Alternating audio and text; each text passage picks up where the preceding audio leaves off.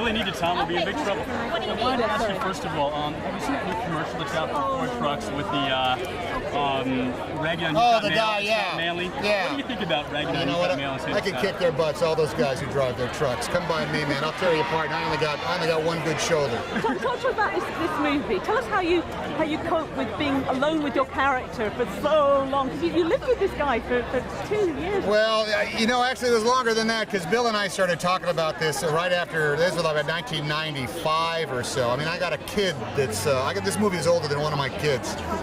This is from the first draft screenplay. So we were pondering some way in order to communicate what it must be like to face this brand of despair for quite some time. So that by the time we got down there, I think I had somehow, you know, considered every conceivable solitary confinement, POW, castaway story in my own head, and tried to pare it down to literally how do you fight that? How do you get past, get taking care of your day, and you know, nothing's coming over that horizon to not even just rescue you, but to distract you from everything that just ran.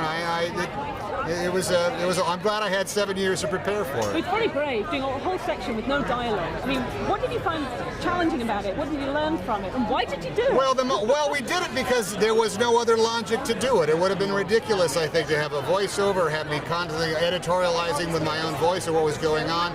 The great task at hand always was what would really happen. That's what we were always asking ourselves. What would really happen? And we also had, what did we just do? What are we doing right now? And what would really happen next? And when you're trying to like force everything through that, you actually have spirited, animated discussions that invigorate you to get up there and try to do it. So it sounds like, it sounds boring, and I got news for you. It also sounds easy. It was neither. Tom, obviously you've come a long way over a long career, but oh man, I came all the way from Santa Monica. But to sit there, you know, to literally carry a film, the only person alone with a camera on screen for an hour and 15 minutes. I mean, was that kind of daunting? Well, it is horribly daunting. And the great question was, is anybody going to give a rat's hair for it? I could have said other things. But the faith that you have to have is that Bob as a filmmaker and Bill as a writer are constantly going to be testing the material so that what I'm doing up there alone on a screen, however long it is actually reflective of the audience's struggle in their own daily lives, even though it would seem as though it had nothing to do with it. If you can do that, that's the great power of the cinema. If you do it in Davenport, Iowa, or Chuck Nolan stuck on an island somewhere. Well, what about the binging and dieting? The what? The binging and dieting. I did not binge, but I did diet. No purging, no binging, no purging, just be careful what you eat and get a lot of exercise. Tom, how do you react to the perception that you're the most decent guy in Hollywood?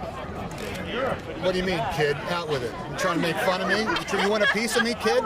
I'll break your... No, I'm joking, of course. I have no response to that because I am what I am. Tom, who voted you off the island at the end? Did you? Who voted me off the island? The Wilson, the soccer player. Please, Tom.